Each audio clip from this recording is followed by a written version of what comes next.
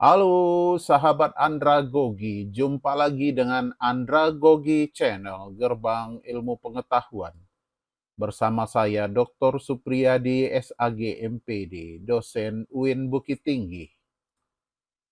Pada video kali ini kami menyajikan tentang rekaman Zoom meeting yang membahas tentang modul profesional akidah akhlak. Pada video kali ini kita akan membahas topik pertama dengan tema akidah Islam.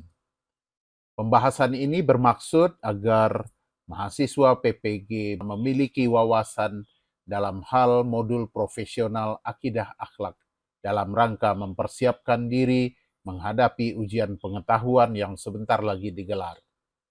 Selamat mengikuti, semoga pembahasan ini bermanfaat. Oke, baik. Bismillahirrahmanirrahim. Assalamualaikum warahmatullahi wabarakatuh. Alhamdulillahirrabbilalamin. Wassalatu wassalamu ala asrafil anbiya'i wal mursalin wa ala alihi wa sahbihi ajma'in. Amma ba'du. Puji dan syukur kehadirat Allah subhanahu wa ta'ala, berkat rahmat hidayah dan inayahnya, kita pada malam hari ini sudah melaksanakan kegiatan pendalaman materi yang akan berlangsung selama 4 hari dengan saya. Nanti dilanjutkan pada topik ke-5, 6, 7, 8 dengan dosen yang berbeda. Selanjutnya salawat berengkai salam pada junjungan alam sedunia Nabi Muhammad SAW. Allahumma salli ala Sayyidina Muhammad wa ala alihi wa sahbihi ajma'in. Bapak Ibu mahasiswa PPG batch 4 UIN Bukit Tinggi yang saya hormati, saya berbahagia sekali bisa bertemu dengan Bapak Ibu semua. Ini adalah pertemuan nasional kita dari berbagai daerah. Kita bertemu dalam Zoom meeting malam ini. Ada sekitar 120 orang anggota grup saya lihat yang malam ini mudah-mudahan bisa bergabung tanpa ada kendala. Baik Bapak dan Ibu, untuk pertemuan perdana kita ini, kita bicara tentang akidah Islam, Bapak Ibu. Secara sederhana, akidah Islam itu diambilkan dari al-aqdu, aqidah. Ya, bentuk masdarnya. Bapak Ibu ada yang tamat pesantren nggak ini? Bagi Bapak Ibu yang tamat pesantren pasti sudah tidak asing lagi dengan istilah masdar ini. Atau bentuk infinitif dari sebuah kalimat itu yang asalnya dari aqada, yaqidu, aqidah. Yang artinya adalah pengikat. Mengikat sesuatu. Jadi akidah itu adalah mengikat sesuatu. Kemudian, akidah juga merupakan amalun qalbiyun. Amalan hati, Bapak Ibu. Atau keyakinan dalam hati tentang sesuatu dan dia membenarkan hal tersebut. Sehingga akidah itu bentuknya abstrak. Tidak bisa dilihat, tidak bisa diraba, tidak bisa kasat mata. Tapi akibatnya akan bisa terlihat dari perilaku yang ditampilkan oleh manusia itu. Jadi oleh seseorang itu, ketika dia menampilkan perbuatannya, nanti akan terlihat dari bentuk perbuatan yang dia lakukan. Akidah mengikat hati seseorang dengan yang diyakininya sebagai Tuhan yang Maha Esa, sebagai kekuatan yang Maha Mengatur, yang wajib disembah, yang merupakan pencipta, pengatur alam semesta beserta isinya tanpa ada keraguan sedikit pun. Jadi akidah itu adalah mengikat sesuatu dari keraguan. Ketika ada keraguan dalam hati kita, maka akidah ini yang justru meluruskan kita, mengikat kita agar apa yang kita yakini itu menjadi sesuatu yang kuat, kokoh. Bapak dan Ibu, secara istilah, kita kutip saja sebuah pendapat yang menyatakan bahwa sesuatu yang pertama kali harus diimani dengan yakin oleh seorang mukmin dengan keyakinan yang pasti. Ridho dan menerima sepenuh hati, serta merasa tenang dengan keyakinan tersebut. Bapak Ibu, wujudnya adalah merasa tenang. Ketika kita merasa tenang, tentram, maka itulah buah dari akidah. Atau secara sederhana, akidah Islam adalah iman kepada Allah, iman kepada malaikatnya, iman kepada kitab-kitabnya, rasul-rasulnya, hari akhir, qada dan qadar yang kemudian lebih kita kenal dengan istilah rukun iman. Ketika kita meyakini keenam rukun iman ini, maka itulah yang sebenarnya menjadi akidah Islam. Akidah sebagai pokok keyakinan yang harus diyakini oleh setiap muslim. Ia merupakan hal yang pertama yang harus diteguhkan. Karena dari akidah inilah nanti akan menentukan warna kita, Bapak Ibu.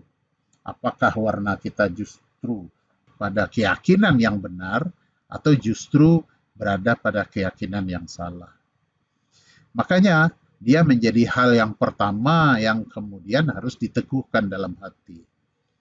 Keimanan yang kokoh terhadap akidah ini kemudian akan menjadi pondasi utama nanti dalam menjalankan seluruh aspek kehidupan beragama seorang muslim. Dia akan menjadi peletak dasar, menjadi fondasi yang mengokohkan seluruh aktivitas manusia setelahnya. Nah, maka oleh sebab itu, akidah dianggap sebagai sesuatu yang sangat penting karena maka setiap ibadah yang dilakukan oleh seorang muslim, setiap pekerjaan yang dilakukan oleh seorang muslim agar bernilai ibadah, maka harus dilandasi terlebih dahulu dengan akidah yang kuat. Tanpa akidah yang benar, segala bentuk ibadah atau perbuatan seorang muslim akan kehilangan makna. Makna dan ridha Allah yang dimaksud di sini adalah pahala di sisi Allah. Kebermaknaan, kehikmahan dari sebuah perbuatan. Jadi ibadah yang kita lakukan tanpa dilandasi dengan akidah yang kuat, maka nanti akan menjadi sia-sia. Sama seperti kita membangun sebuah rumah, seberapapun megahnya rumah, seberapapun mewahnya rumah, tapi didirikan pada landasan yang rapuh, maka sewaktu-waktu nanti bangunan ini akan mudah runtuh. Maka oleh sebab itu, akidah itu akan menjadi pondasi, menjaga keaslian akidah dan memastikan bahwa segala bentuk praktek agama harus sejalan dengan ajaran yang benar. Dan itu harus menjadi ciri khas bagi setiap muslim. Bapak Ibu mahasiswa PPG batch 4 di tahun 2025 yang berbahagia, akidah dalam Islam adalah pokok ajaran atau kepercayaan dasar yang wajib diyakini oleh setiap muslim. Akidah bukan hanya sekedar teori dan pemahaman, tetapi akidah harus mencakup keyakinan hati yang menjadi dasar bagi seluruh amal ibadah dan perilaku seorang muslim. Akidah ini berfungsi sebagai pedoman hidup. Bapak dan Ibu, akidah itu ibaratnya user guide. User guide itu semacam buku petunjuk, semacam arahan bagi pengguna. Seperti Bapak Ibu membeli sebuah motor, maka pastilah disertai dengan buku pedoman penggunaan motor itu. Yang mana tombolnya untuk menghidupkan lampu besar, lampu sen, dan sebagainya, pasti ada di dalam buku pedoman itu. Begitu juga dengan akidah.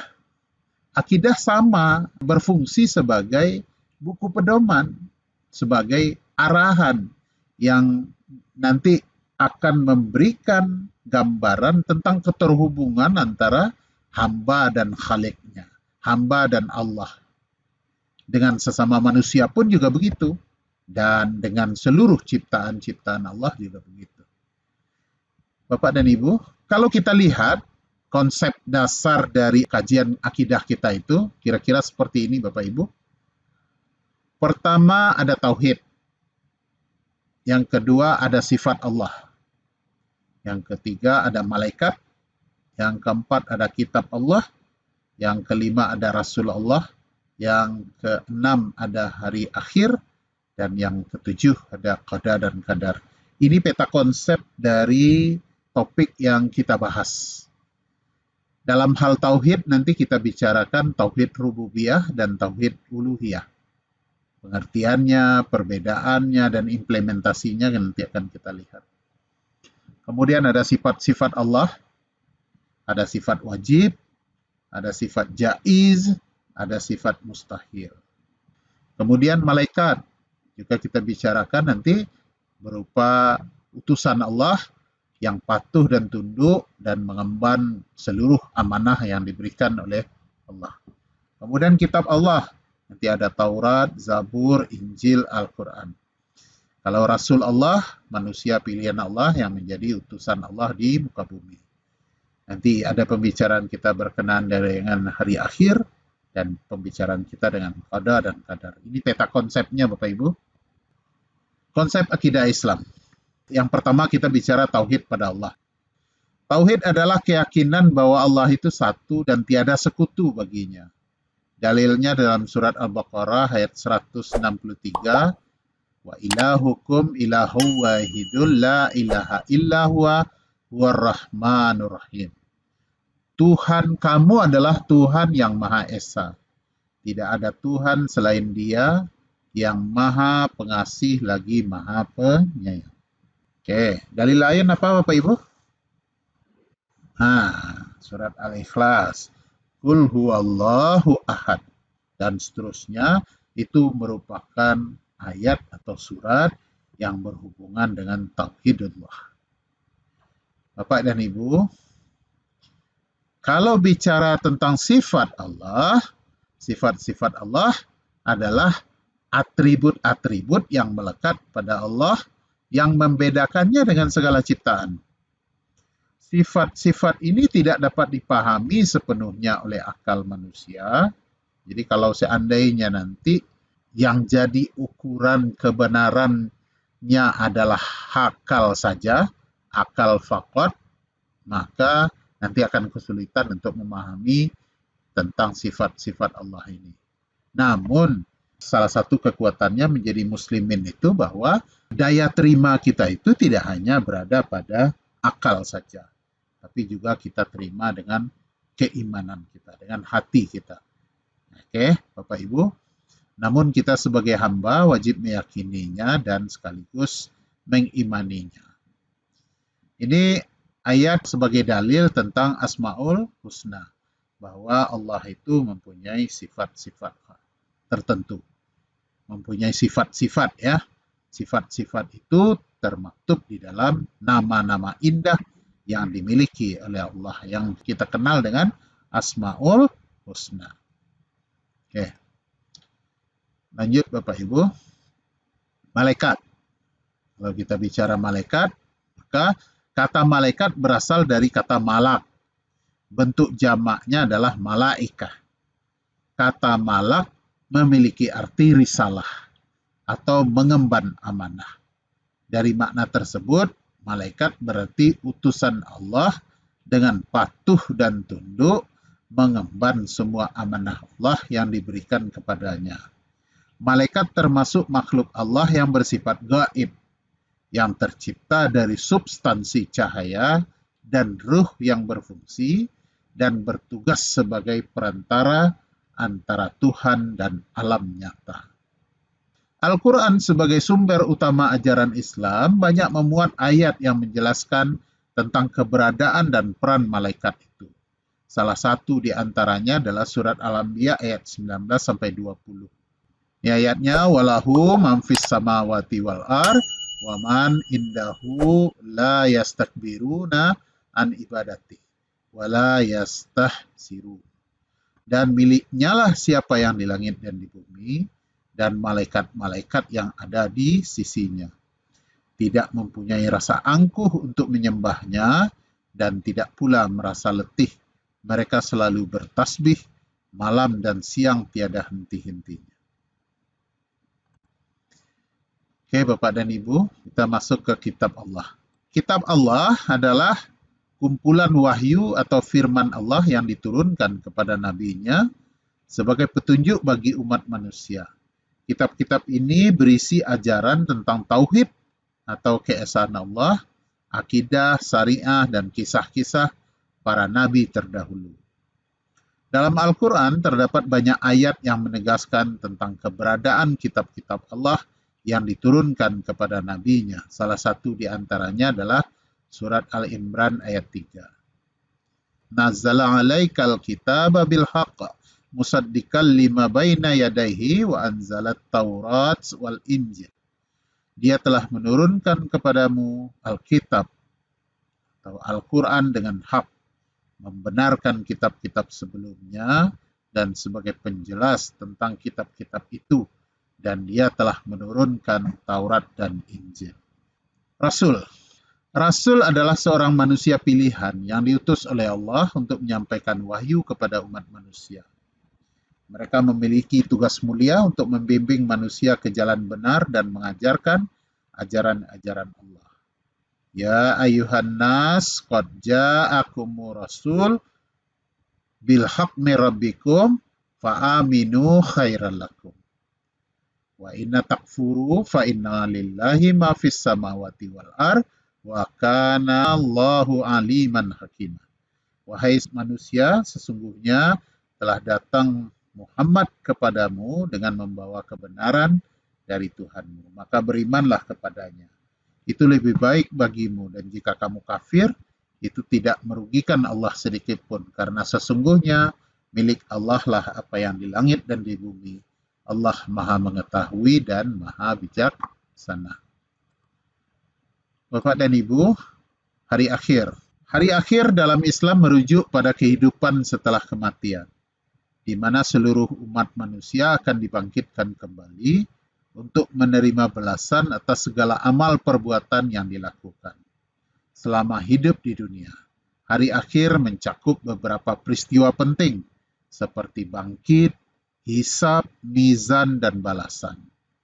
Dalam Al-Quran banyak ayat yang menegaskan tentang peristiwa hari akhir ini. Salah satunya terdapat dalam surat Al-Zalzalah yang sering kita baca, termasuk surat pendek ini ya. Pada hari itu manusia keluar dari kuburnya. Yauma izi yasdurun nasu astatal yurau a'malahum. Famay ya'mal mithqala zarratin khairan yarah wa may ya'mal mithqala zarratin sarran yarah. Pada hari itu manusia keluar dari kuburnya dalam keadaan yang bermacam-macam, agar diperlihatkan kepada mereka balasan pekerjaan mereka. Maka barang siapa mengerjakan kebaikan sebesar biji zarah, niscaya dia akan melihat balasannya. Dan barang siapa mengerjakan kejahatan sebesar biji zarah, niscaya dia akan melihat balasannya nanti. Bapak Ibu, terakhir berkenaan dengan rukun iman adalah qada dan qadar. Qada, pelaksanaan atau realisasi dari ketetapan tersebut sesuai dengan kehendak Allah. Contoh, terjadinya peristiwa tertentu dalam kehidupan seseorang sesuai dengan kadar yang sudah ditetapkan oleh Allah. Sementara kadar, ketetapan Allah sejak dari zaman azali, sebelum zaman penciptaan, mengenai segala sesuatu yang akan terjadi di alam semesta. Contoh, Allah telah menetapkan usia, umur, rezeki, dan jalan hidup seseorang sejak awal penciptaan. Qada dan qadar adalah konsep penting dalam akidah Islam yang terkait dengan keyakinan kepada sebuah takdir. Keduanya merupakan bagian dari rukun iman yang keenam, yaitu percaya kepada takdir baik dan takdir buruk. Qada dan qadar mengajarkan keseimbangan antara usaha manusia dan tawakal kepada Allah. Keyakinan kepada takdir mendorong umat Islam untuk selalu optimis, bersyukur, dan bersabar dalam menghadapi segala sesuatu dalam kehidupan. Adapun dalil dalam Al-Quran tentang qada dan qadar terdapat dalam surat Al-Qamar ayat 49. Inna kulli say'in khalaqnahu biqadarin. Sesungguhnya kami telah menciptakan segala sesuatu menurut takdirnya. Oke, kalau kita lihat dari penelitian yang relevan yang dilakukan oleh Hashimi tahun 2020 tentang akidah dan pembentukan, ini bisa dibaca aja nih Bapak Ibu, supaya kita tidak terlalu lama, kita ada kesempatan untuk diskusi. Nih, penelitian relevan, ada beberapa. Nah, berkenaan dengan praktik baik dalam akidah Islam itu, bisa kita jelaskan beberapa ini Bapak Ibu. Pertama, menguatkan hubungan dengan Allah atau yang disebut dengan hablum minallah. Jadi bentuk praktek baiknya adalah rutin nanti melaksanakan ibadah seperti sholat, zikir, dan membaca Al-Quran. Yang kedua, menjalin hubungan baik dengan sesama manusia seperti hablum minan nas, yaitu dalam bentuk menjaga silaturahmi, membantu orang lain, dan berkontribusi dalam kegiatan-kegiatan sosial kemasyarakatan. Apa praktek baik yang berikutnya? Menghindari konflik dan menyelesaikan perbedaan dengan cara damai. Kemudian juga menerapkan kejujuran dan amanah dalam setiap aspek kehidupan, baik itu bekerja, berdagang, maupun berinteraksi sosial. Ketiga, beramal dengan ikhlas. Setiap perbuatan dilakukan semata-mata untuk mencari ridha Allah, bukan untuk pamer atau pujian dari manusia. Yang keempat, mengelola ujian dengan sabar dan syukur. Akidah mengajarkan untuk bersabar dalam menghadapi cobaan dan bersyukur atas nikmat yang diterima. Inilah praktek-praktek baik apabila akidah itu kuat di dalam diri seorang manusia. Kalau kita lihat urgensinya, urgensi dari akidah Islam itu ada beberapa Bapak Ibu. Yang pertama sebagai pedoman hidup. Seperti yang kita sebut tadi bahwa akidah Islam itu sama seperti buku petunjuk, buku pedoman yang disertai ketika kita membeli sesuatu. Nah, akidah Islam ini juga begitu. Dia sebagai pedoman hidup. Akidah nanti akan menjadi acuan dalam menentukan tindakan mana yang benar dan tindakan kita mana yang salah, yang tidak boleh berdasarkan ajaran Islam. Yang kedua, sebagai pemersatu umat. Bapak Ibu semuanya, inilah yang ketika akidah Islam itu bagus, nanti akan terjalin kesatuan umat manusia di bawah keimanan kepada Allah Subhanahu wa taala. Dan pada akhirnya nanti akan menciptakan solidaritas Islam, kebersamaan Islam antar individu dalam masyarakat. Oke. Kemudian yang ketiga, menjaga harmonisasi sosial. Keyakinan terhadap nilai Islam seperti keadilan, kasih sayang, dan persaudaraan nanti akan mendorong manusia untuk hidup rukun dan damai. Akidah akan mengarahkan umat manusia untuk menghindari permusuhan dan menjaga hubungan baik dengan sesama. Yang keempat, penguat tanggung jawab sosial dalam Islam.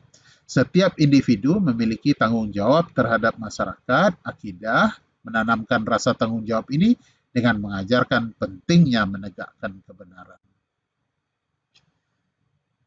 Oke Bapak Ibu, kemudian kalau kita lihat manfaatnya, manfaat akidah Islam itu ada beberapa. Pertama, membangun solidaritas dan kepedulian, meningkatkan kepercayaan dalam interaksi sosial, mendorong perilaku etis dan bermoral, menciptakan kehidupan yang harmonis, meningkatkan kualitas kehidupan sosial, mencegah konflik dan kerusakan sosial. Kalau akidah Islam itu kita pahami dengan baik, kita maknai dengan baik, maka keenam manfaat yang kita catatkan ini menjadi bagian dari kehidupan kita sebagai seorang Muslim. Jadi seorang Muslim yang sejati itu tentu adalah Muslim yang membangun solidaritas dan kepedulian, yang memiliki kepercayaan dalam interaksi sosial, yang mendorong perilaku etis dan bermoral, dan seterusnya. Itu manfaat akidah Islam. Kemudian, contoh penerapan akidah Islam dalam kehidupan sosial seperti toleransi dan kerukunan, terciptanya keadilan, solidaritas, musyawarah, amanah dalam memegang tampuk kekuasaan, dalam menjalankan kepemimpinan, dan sebagainya. Ketika akidah Islam itu ada dalam diri seorang Muslim, maka contoh penerapannya ini, maka bagian-bagian yang menjadi bagian dalam contoh penerapan akidah Islam itu akan terwujud, seperti adanya toleransi dan kerukunan. Maka ketika memiliki akidah Islam, tidak akan dikhawatirkan lagi intoleran, tidak dikhawatirkan lagi tidak bisa hidup rukun. Begitu juga dengan keadilan. Muslim yang punya pemahaman akidah Islam tentu adalah orang yang memberikan keadilan, memperlihatkan keadilan dalam kehidupan sosial masyarakat. Begitu seterusnya, solidaritas, musyawarah, dan amanah. Oke Bapak Ibu, ini ada prosedur implementasi akidah Islam. Ya, kalau kita lihat prosedur implementasi akidah Islam, ini yang kita maksud tadi ada tauhid uluhiyah dan tauhid rububiyah. Kita berkenalan dulu sedikit dengan tauhid uluhiyah dan tauhid rububiyah. Implementasi tauhid uluhiyah. Ada dua macam tauhid ya Bapak Ibu. Tauhid uluhiyah itu bagaimana kita menyatukan Tuhan dalam ibadah. Kita menyatukan ibadah kita dengan Allah. Kita mengikut sertakan Tuhan Allah dalam setiap peribadatan kita. Itu disebut dengan tauhid uluhiyah. Yang kedua, tauhid rububiyah. Tauhid rububiyah itu adalah bagaimana kita menyatukan Allah dalam pengaturan alam semesta ini. Misalnya, terjadi petir, terjadi hujan lebat, atau angin kencang, kita baca apa? Ada nggak terlibat Allah di dalamnya? Bahwa Allah yang mengatur semuanya, Allah yang menurunkan hujan, Allah yang mendatangkan badai misalnya, Allah yang mendatangkan guntur dan sebagainya. Nah, saat terjadi itu, ada nggak kita melibatkan Allah di dalamnya? Atau justru kita terlepas? Kalau kita terlepas, maka tauhid rububiyah kita justru menipis. Tapi ketika kita kuat, apapun yang terjadi, ada guntur, ada petir misalnya. Ketika petir itu kita langsung menyatukan keberadaan Allah dengan kejadian itu, ucapkan astaghfirullahalazim, dan saat itu maka tauhid rububiyah kita sedang kita jalankan. Oke, tauhid uluhiyah dan tauhid rububiyah itu adalah dua pokok ajaran tauhid yang sangat penting dalam Islam. Masing-masing tauhid ini memiliki langkah implementasi yang dapat diterapkan dalam kehidupan sehari-hari oleh setiap Muslim. Kita lihat bentuk implementasinya Bapak Ibu. Prosedur implementasi tauhid uluhiyah. Kita mulai dulu dari tauhid uluhiyah. Tauhid uluhiyah apa tadi Bapak Ibu? Melibatkan Allah dalam setiap peribadatan. Oke, tauhid uluhiyah mengajarkan bahwa hanya Allah yang berhak disembah. Nah, ada pengakuan dalam diri kita bahwa hanya Allah yang berhak disembah. Dan hanya satu-satunya yang berhak diibadahi. Ketika ada pengakuan itu dalam diri kita, bahwa Allah lah yang satu-satunya yang berhak disembah dan diibadahi, maka kita sedang menjalankan tauhid uluhiyah.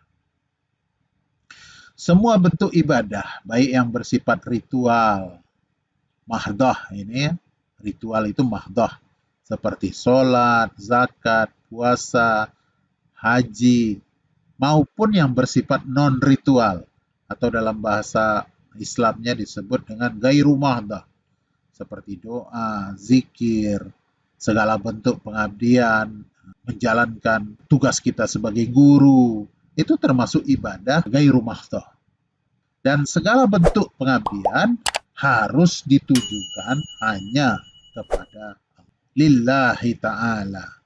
Ketika itu kita lakukan, termasuk aktivitas-aktivitas keduniaan kita, ketika itu kita lakukan, maka nanti apa yang kita lakukan itu bernilai pahala, bernilai ibadah. Nah, itulah yang implementasi tauhid uluhiyah itu.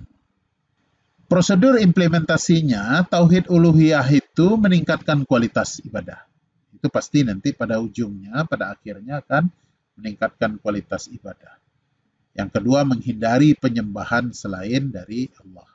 Menghindari kesirikan, menghindari kefasikan nanti. Kemudian yang ketiga, meningkatkan pengamalan doa-doa bersumber dari Al-Quran dan hadis. Atau yang keempat, mendidik diri dan keluarga untuk selalu menyembah Allah secara benar dan konsekuen. Kalau tauhid rububiyah, bentuk implementasinya bagaimana? Meyakini dan menghargai kekuasaan Allah dalam setiap penciptaan alam semesta, termasuk kejadian-kejadian yang terjadi di alam semesta. Kemudian yang kedua, menerima ketentuan takdir Allah, itu bagian dari tauhid rububiyah.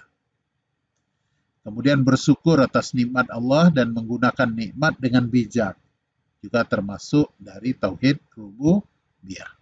Yang keempat, mengakui dan meyakini bahwa hanya Allah yang mengatur kehidupan dan kematian. Itu juga bagian dari tauhid rububiyah.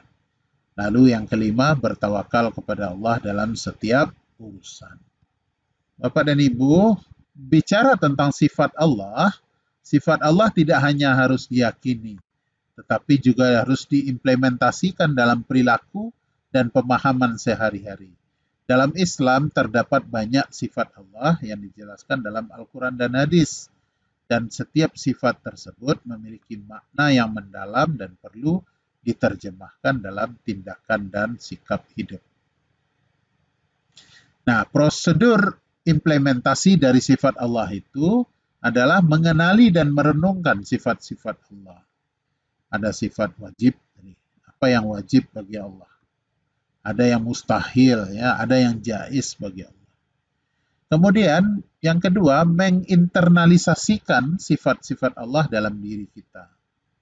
Tentunya menginternalisasikan ini maknanya kemahaannya tidak kita tidak internalisasikan, tapi hakikatnya perlu kita internalisasikan. Contoh, maha mendengar. Maka kita harus menjadi pendengar yang baik. Pendengar dari panggilan Allah, pendengar dari larangan Allah. Tapi kemahaannya hanyalah milik Allah. Itu Bapak Ibu yang kita maksud dengan poin kedua ini. Kemudian yang ketiga, beribadah dengan mengingat sifat-sifat Allah. Ketika kita beribadah mengingat sifat-sifat Allah, maka nanti ibadah kita akan lebih lezat nanti. Akan terasa lebih nikmat ibadah yang kita lakukan ketika kita mengingat sifat-sifat Allah. Yang keempat, memahami dan menerima takdir dengan sifat Allah yang maha mengetahui. Ketika kita yakini qada dan qadar sebagai sebuah akidah, sebagai sebuah keyakinan, maka kita harus menerima takdir yang ditetapkan oleh Allah. Karena Allah itu nanti maha mengetahui dengan segala sesuatu yang ditimpakan kepada kita manusia. Yang kelima adalah mengedepankan sifat Allah dalam interaksi sosial. Ketika kita berinteraksi sosial tapi diliputi oleh akidah Islam yang bagus, maka seorang muslim nanti akan sukses melakukan berbagai interaksi sosial. Kenapa? Karena interaksi yang dia lakukan mengedepankan sifat-sifat Allah. Berdoa dengan menggunakan nama Allah. Banyak ulama yang mengatakan Bapak Ibu, ketika kita berdoa menggunakan sesuai dengan sifat-sifat Allah, sesuai dengan nama-nama Allah, maka doa kita justru jauh lebih mustajab. Misalnya, ketika kita berdoa untuk mendapatkan rezeki misalnya, maka nama Allah yang kita gunakan adalah Ar-Razzaq misalnya, Maha Pemberi Rezeki. Ketika kita sebut nama Allah dengan Ar-Razzaq, kemudian kita berdoa untuk mendapatkan rezeki, maka menurut banyak ulama mengatakan bahwa doa kita itu lebih mustajab ketimbang kita hanya berdoa tanpa menggunakan nama-nama Allah yang baik itu atau Asmaul Husna itu. Kita diskusi lah. Saya serahkan dulu pada Pak Ketua. Silakan Pak Ketua. Ada sebuah pepatah Yunani yang sering kita sebut-sebut ketika olahraga. Mens sana in corpore sano. Pernah dengar kan Bapak Ibu? Di dalam tubuh yang sehat terdapat jiwa yang kuat. Gitu. Kalau istilah itu kita palingkan ke dalam akidah Islam, maka kita bisa juga simpulkan bahwa di dalam diri seorang Muslim yang berakidah kuat, pastilah terdapat peribadatan yang kuat. Kita sebut aja peribadatan nih Pak Jafar. Karena menurut teori Tauhid Uluhiyah, seluruh perbuatan Muslim yang dari awalnya sudah dilandasi dengan akidah yang kuat, akidah Islam yang membenarkan Allah, membenarkan kitab, membenarkan Rasul, membenarkan malaikat, membenarkan qada dan qadar, itu tandanya sudah akidah Islam. Ketika orang itu yang sudah membenarkan akidah Islam itu melakukan usaha, apapun kegiatannya, pasti bernilai ibadah. Dan apapun kegiatannya, pasti nanti akan menjadi baik. Nah, pertanyaannya adalah, kenapa banyak orang Islam, banyak Muslim yang kemudian melakukan sesuatu yang masuk kategori dosa? Mohon maaf ini Bapak Ibu, ada kiai yang justru terjerembab ke dalam perbuatan dosa. Ada ustadz, ustazah yang terjerembab dalam perbuatan dosa. Padahal kita tahu persis bahwa tidak akan alfa dia secara teori dengan tauhid uluhiyah dan tauhid rububiyah dalam dirinya. Kita pasti sudah yakin bahwa di dalam dirinya pasti ada akidah Islam. Tapi persoalannya apa? Nah, inilah yang kemudian kita sebut bahwa dalam beriman kepada Allah itu tidak hanya cukup dengan menggunakan kalbu, hati, tapi juga harus menggunakan akal. Dan Bapak Ibu, banyak cerita ini, semakin beriman seseorang, semakin hebat seseorang, semakin bermutu seseorang, maka iblis yang menggoda juga makin bermutu. Betul nggak Pak? Kalau kiai, sekelas kiai nanti, maka iblisnya tidak bisa kelas teri ini Pak. Maka kelasnya iblis yang menggoda juga harus sekelasnya kiai. Kalau nggak kalah nanti kiainya. Dan di situ letaknya Pak.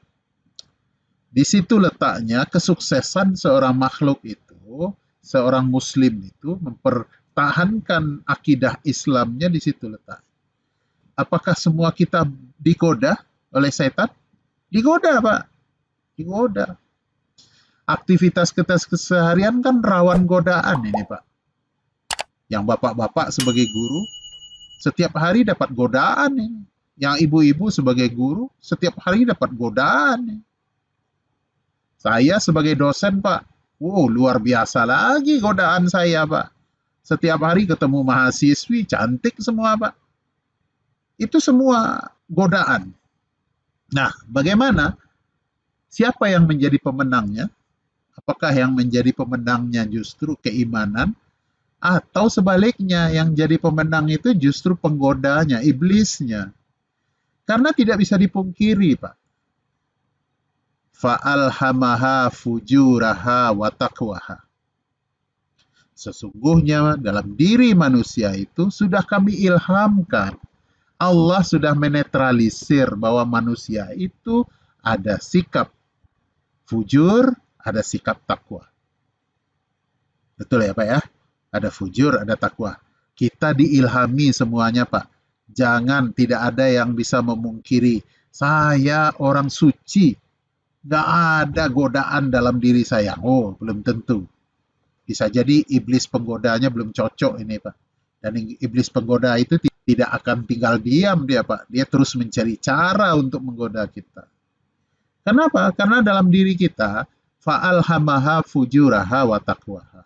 Di dalam diri kita itu sudah diilhamkan Allah sikap fujur dan sikap takwa. Sikap keengkaran, sikap dosa, dan sikap ketakwaan, sikap kebaikan, sikap keimanan. Sudah ada dua-duanya, Pak. Coba, kan kita pernah merasakan, sama-sama pernah merasakan kan? Ketika kita bertamu ke rumah orang, melihat ada barang orang yang tercecer, rasanya udah jatuh ke bawah meja, tapi barang itu berharga. Misalnya antingnya dari emas, emas mahal sekarang gitu. Ketika kita melihat itu, maka berperang dalam diri kita fujur dan takwa, Pak. Betul nggak, Ustaz Jafar Sodik? Betul kan? Ada perperangan dalam diri kita. Itulah peperangan antara fujur dan takwa. Cuma persoalannya yang mana yang menang. Nah, maka kan kemudian dilanjutkan pada ayat berikutnya. Apa ayat berikutnya, Pak? Fa'alhamaha fujuraha wa taqwaha. Qad aflaha man zakkaha wa qad khaba man dassaha. Siapa pemenangnya? Pemenangnya adalah orang yang betul-betul memelihara, betul-betul nanti membentengi dirinya dan menyuburkan sikap-sikap takwa. Siapa yang kalah? Yang kalah adalah orang yang menyuburkan sikap-sikap fujur tadi. Ketika dia terlanjur menyuburkan sikap fujur, maka dia kalah. Membiarkan fujurnya muncul, membiarkan terpancing dengan fujurnya. Contoh, Pak, kita yang berkantor ini, kita yang bersekolah ini kan ada kantor ini. Ada teman kolega kan, cantik lagi malahan. Suka menggoda malahan. Hari pertama nggak tergoda, Pak. Takwanya masih bagus. Hari kedua masih nggak tergoda. Takwanya makin bagus. Makin lama, nanti fujurnya bisa naik gitu, Pak. Nah, di sanalah terjadinya perjuangan antara fujur dan takwa tadi. Itu, Pak. Nah, berkenaan dengan Pak Jafar Sodik.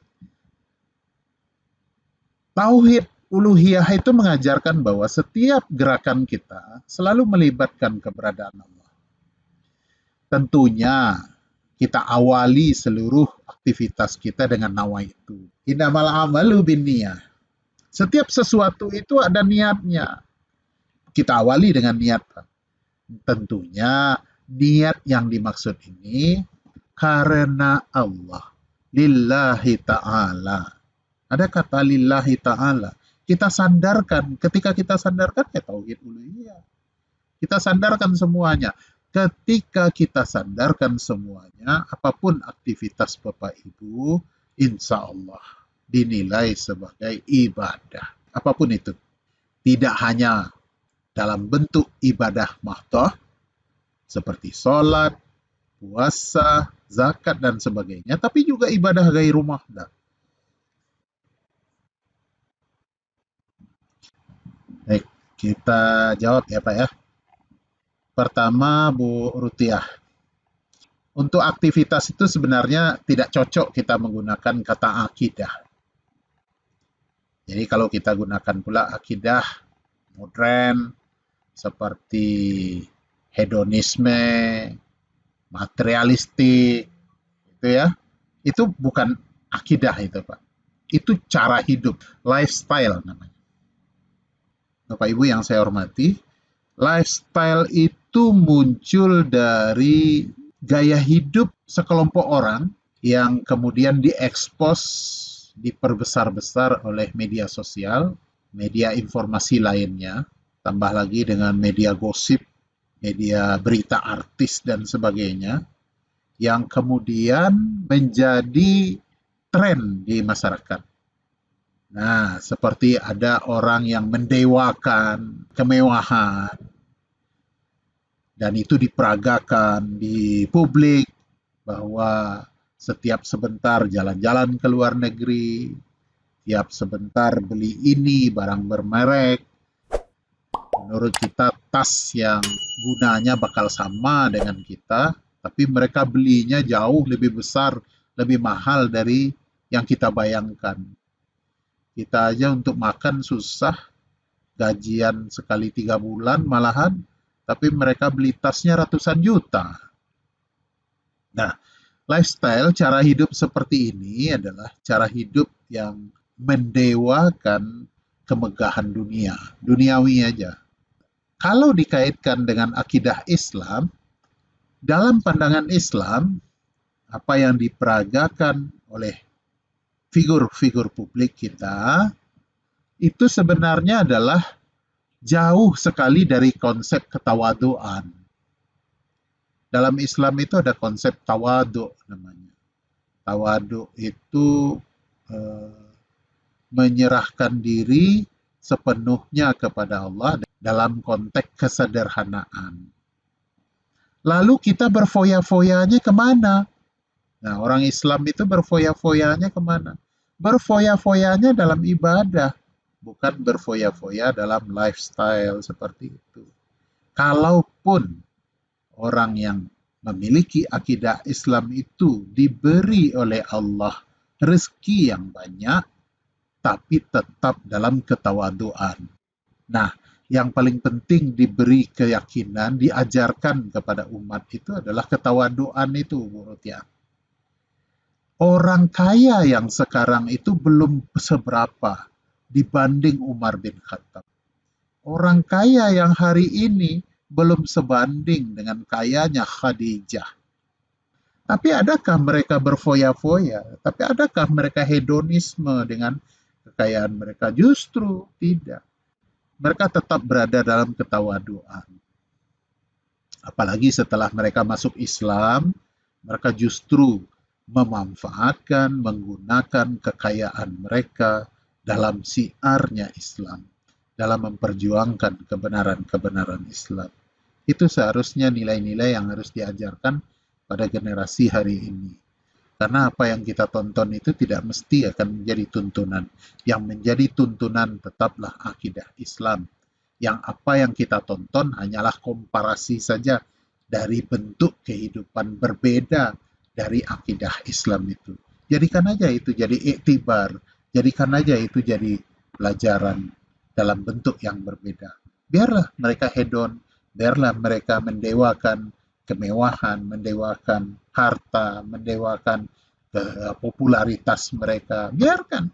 Tapi tetap saja kita dalam ketawaduan. Tapi tetap Bapak Ibu tidak boleh pula menjadi orang Jabariyah. Bagaimana orang Jabariyah? Menyerahkan semuanya pada takdir Allah. Aduh, saya udah begini ya, udah takdir Allah ajalah yang memutuskan apakah saya nanti dapat duit atau tidak, apakah nanti saya kaya atau tidak. Ya, biarkan ajalah pada takdir Allah. Itu juga tidak boleh. Itu orang Jabariyah namanya. Harusnya kita menjadi orang Qadariyah. Qadariyah itu adalah memaknai bahwa Allah punya qada dan qadar kepada kita, tapi di balik qada dan qadar itu sebagai takdir adalah sesuatu yang abstrak yang harus kita yakini. Yang jelas hari ini kita terus berusaha menjadi yang terbaik. Itu aja Bapak Ibu. Kemudian bagaimana cara kita menjelaskan kepada siswa kita bahwa sifat Allah itu maha dalam segala hal. Baik, kacamatanya mungkin berbeda, Pak. Ketika saya memberikan keyakinan kepada Bapak Ibu, tentu berbeda dengan Bapak Ibu dengan muridnya. Ini akan sangat tergantung pada kelas muridnya ya Bapak Ibu. Bapak Ibu yang mengajar di PAUD, TK, SD, tentu mengajarkan dengan hikmah aja Bapak Ibu. Bagi Bapak Ibu yang mengajar di SMP, di SMA, nanti boleh menggunakan nalar-nalar nanti. Contohnya begini Bapak Ibu. Untuk SD ke bawah, berarti umur 12 tahun ke bawah. Untuk 12 tahun ke bawah, lebih banyak cerita tentang pemahaman tentang kemahaesaan Allah itu dengan kasus-kasus nanti. Dengan kausalitas-kausalitas, keterhubungan sebab akibat yang bisa menggambarkan sesuatu yang abstrak menjadi konkret. Contoh, ketika Bapak Ibu mengajar akidah akhlak misalnya, terjadi hujan, maka hujan menjadi media pemahaman kemahaesaan Allah. Dari sisi yang mana? Terserah. Dari sisi kapan hujannya turun, kapan hujannya berhenti, berapa debit air yang diturunkan, daerah mana saja yang mendapatkan curah hujan dan daerah mana saja yang belum mendapatkan curah hujan, itu menjadi salah satu peristiwa yang bisa menggambarkan kemahaesaan Allah. Nah, bagaimana Bapak Ibu menceritakan? Itu seninya Bapak Ibu aja yang mengembangkan seninya dalam memberikan pemahaman bahwa Allah itu maha dalam segala sesuatu. Untuk SMP dan SMA itu pola pikirnya udah beda, Pak. Bisa diajak berpikir lebih rasional lagi berkenaan dengan kemahaesaan Allah. Contoh ya Pak ya, dalam alam semesta. Bisa digambarkan kepada siswa SMA, apalagi mereka sudah belajar dalam ilmu fisika, dalam konteks astronomi mereka. Berapa miliar benda-benda langit yang pernah kalian pelajari misalnya? Seperti matahari, bulan, bintang, meteor, galaksi Bima Sakti. Berapa benda langit yang berputar, beredar pada orbitnya? Bisa dari situ Bapak Ibu. Banyak Pak, miliaran benda-benda langit. Nah pertanyaannya adalah, dari sekian banyak benda langit, adakah yang saling bertabrakan? Tidak Pak. Bahkan komet jatuh pun berada pada jalurnya yang tetap. Kecuali yang dihantamnya adalah planet-planet tertentu yang menjadi titik jatuhnya. Seperti ada meteor yang jatuh ke bumi, seperti meteor yang juga jatuh ke bulan, seperti meteor yang pernah jatuh ke planet lain. Nah, peredaran Bima Sakti ini, galaksi Bima Sakti itu, dengan sekian benda-benda langit itu, kira-kira ada yang mengatur atau tidak? Nah, itu bisa digambarkan Bapak Ibu. Ada yang mengatur atau tidak? Pasti dia berpikir, Pak, sekian banyak benda langit beredar pada orbitnya yang tetap. Matahari beredar pada orbitnya yang tetap. Bulan beredar pada orbitnya yang tetap. Semua beredar pada orbit yang tetap. Satu dengan yang lain tidak bertabrakan. Satu yang lain berada pada keseimbangan galaksi tata surya. Siapa yang mengaturnya? Ada kekuatan yang maha, yang melebihi luasnya jagat galaksi tata surya tadi. Bima Sakti tadi. Siapa dia? Pasti dia punya kekuatan besar. Masa mengatur sesuatu yang besar tidak besar? Tentu tidak. Tidak masuk akal. Mengatur sesuatu yang besar tentu harus ada kekuatan yang besar. Ananda semua bisa mengetahui siapa kekuatan itu. Dialah Allah Subhanahu wa Ta'ala. Itu yang dimaksud dengan maha mengaturnya. Dia tidak pernah tidur, karena tidur adalah bagian dari kekurangan makhluk. Dan itu hanya milik makhluk. Allah tidak. Tambah lagi Bapak Ibu dengan ayat wasamsi tajri li mustaqarri laha zalika taqdirul azizil alim wal qamara qaddarnahu manazila atakal urjunil qadim. Tidaklah pantas malam mendahului siang, siang mendahului malam, matahari dan bulan beredar pada orbitnya yang tetap. Tidak ada satu dan yang lain yang saling bertubrukan. Dialah Allah. Gitu cara memberikan pemahaman Bapak Ibu. Pemahaman yang paling bagus untuk memahami akidah Islam ini adalah mengaitkan dengan kausalitas alam semesta itu. Apa yang terjadi di alam diuluhiyahkan.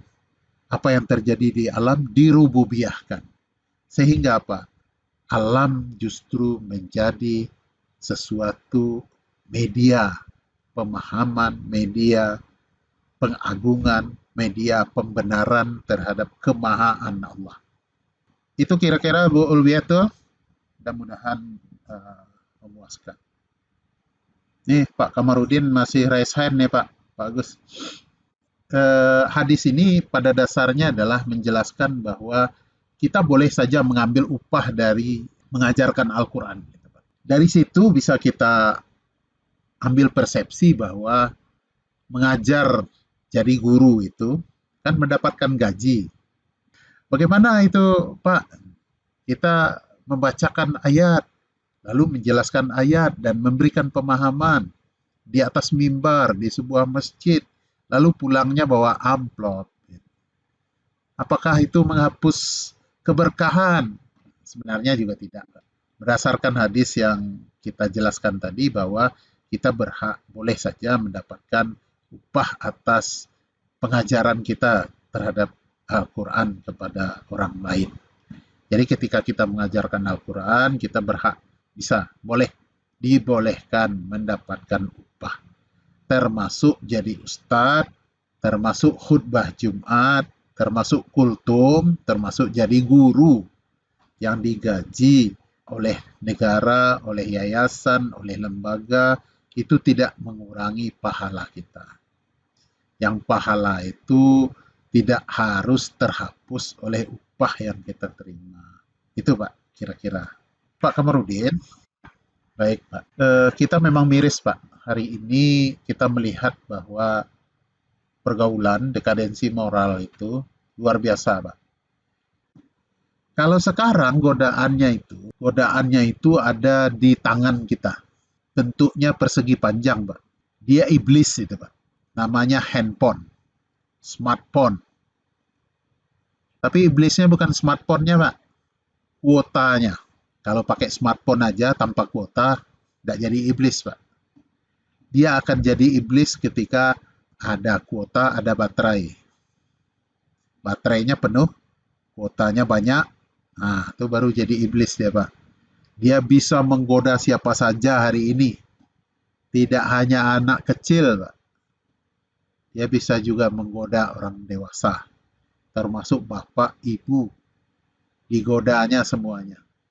Oke, mulai dari hal yang kecil, menghabiskan waktu. Scroll TikTok tiap sebentar, habis waktunya, Pak. Dimarahi suami, gara-gara masakannya nggak siap-siap. Nasinya nggak matang-matang. Ya, gimana mau matang? Scroll TikTok aja melulu, ya. Jadi iblis penggoda itu, Pak. Generasi hari ini dididik oleh itu, Pak.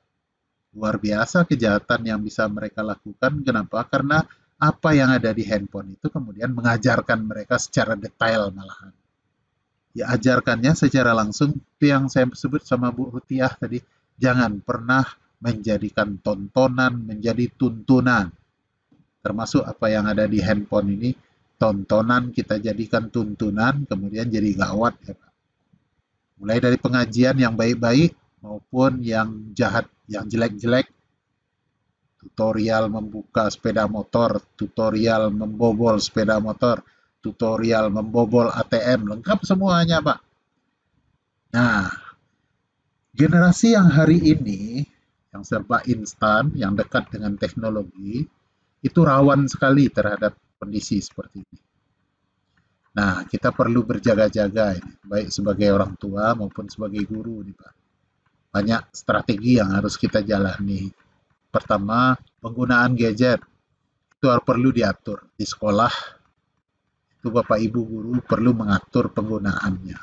Jangan sampai terlanjur memberikan kebebasan yang kemudian kebebasannya jadi kebablasan. Ditambah lagi dengan godaan lain, seperti lingkungan yang tidak mendukung. Ada kenduri, nikahan, tapi acaranya sampai malam. Biduannya sudah makin malam, makin sedikit bajunya. Ada saweran. Nah, kemudian ditonton oleh generasi, Pak. Di tempat Bapak mungkin ada. Di tempat kami nih di Sumatera Barat juga mulai ada ini, Pak. Ada kenduri, nikahan. Kemudian ada organ tunggal yang makin malam, kemudian penyanyinya makin miskin, Pak. Tahu Pak, makin miskin, makin sedikit baju, nggak terbeli kain olehnya. Nah, itu yang terjadi, Pak. Yang kemudian ditonton oleh generasi-generasi hari ini. Yang nontonnya tidak dibatasi. Generasi-generasi muda juga ikut nonton. Lingkungan juga tidak mendidik hari ini. Nah, ditambah lagi dengan kontrol orang tua yang juga makin lepas. Kontrol orang tua makin bebas, makin tidak, apa ya, kadang-kadang gini loh Pak, jadi orang tua itu sepertinya, kan tidak ada sekolah pendidikan orang tua kan Pak. Jadi jadi orang tua itu pendidikannya cuma 2 jam aja Pak. Kapan itu? Waktu pembinaan catin, calon pengantin, ketika mau nikah besoknya. Apa di tempat Bapak Ibu apa namanya itu? Calon pengantin itu ada penatarannya dulu 2 jam di kantor urusan agama, dinasehati sama penghulu, dinasehati sama penyuluh agama, bimbingan nikah namanya ya. Ah, hanya itu aja Pak modalnya yang 2 jam itu untuk jadi orang tua. Sementara tanggung jawab orang tua sepanjang hidup dengan sekian beban. Nah, bagaimana cara pendidikannya? Menurut saya harus sinergi, Pak. Sinergi antara pemerintah, guru, sekolah, orang tua, dan lingkungan. Harus memberi kesadaran masing-masing atas peran mereka masing-masing. Orang tua diberi penjelasan, diberi pemahaman tentang peran mereka sebagai orang tua. Jangan hanya lepas saja ke sekolah, lalu tanggung jawabnya dilepas. Nanti kalau nggak sukses marah-marah. Padahal porsinya lebih banyak. Ini kan yang terjadi dipertontonkan di TV beberapa waktu belakangan. Kasus Cimarga. Mohon maaf ya kalau ada yang dari Cimarga, kita menyebutnya bukan menghina Cimarga, bukan. Tapi kasusnya itu kan dipertontonkan secara nasional. Ada orang tua yang ngebelain kesalahan anak, ada yang orang tua berani pasang badan untuk menegakkan kesalahan anak di sekolah. Itu kan bukti bahwa tidak ada pemahaman bahwa orang tua juga punya peran. Guru itu hanya 7 jam cuma. Sementara lebih banyak jam porsinya orang tua di rumah. Cuma pertanyaannya, ada nggak orang tua melakukan pendidikan lanjutan sampai di rumah? Nggak ada kan? Bahkan orang tuanya juga lepas. Tidak sempat ketemu dengan anaknya. Ketemu dengan anaknya pas masih tidur. Terus berangkat, pas pulangnya nanti udah tidur lagi. Kapan peran orang tua untuk memberikan porsi pendidikan pada anak? Apalagi pemerintah. Pemerintah perlu menetapkan beberapa kebijakan berkenaan dengan pendidikan ini. Termasuk kemarin kan sudah dijelaskan kan Pak. Dan Prabowo kayaknya berpihak ini pada guru ya. Bahwa guru boleh saja melakukan teguran-teguran kepada siswa. Jadi perlu ada sinergisitas 4 unsur ini. Sehingga semuanya saling sinergi, Pak, saling bantu. Tidak hanya guru aja yang kemudian bersitegang urat leher mengatakan ini kebenaran, ini kesalahan, ini boleh, ini tidak. Tapi sampai di rumah itu tidak terlihat lagi menjadi sebuah tauladan. Itu kira-kira Pak Kamarudin. Alhamdulillah, Amin. Oke, mohon maaf atas segala kekurangan dan kita sambung besok jam 9 pagi. Waalaikumsalam warahmatullahi. Terima kasih atas perhatian Anda sudah menonton sampai akhir dari penyajian ini. Semoga bermanfaat. Salam Andragogi.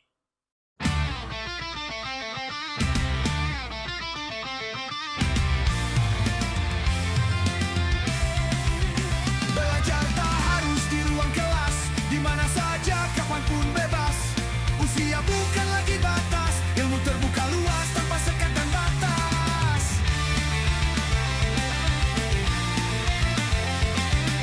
Kemajuan teknologi telah berkembang, menghantarkan ilmu ke masa depan. Sambil duduk santai ilmu bertambah, hanya butuh niat dan keseriusan.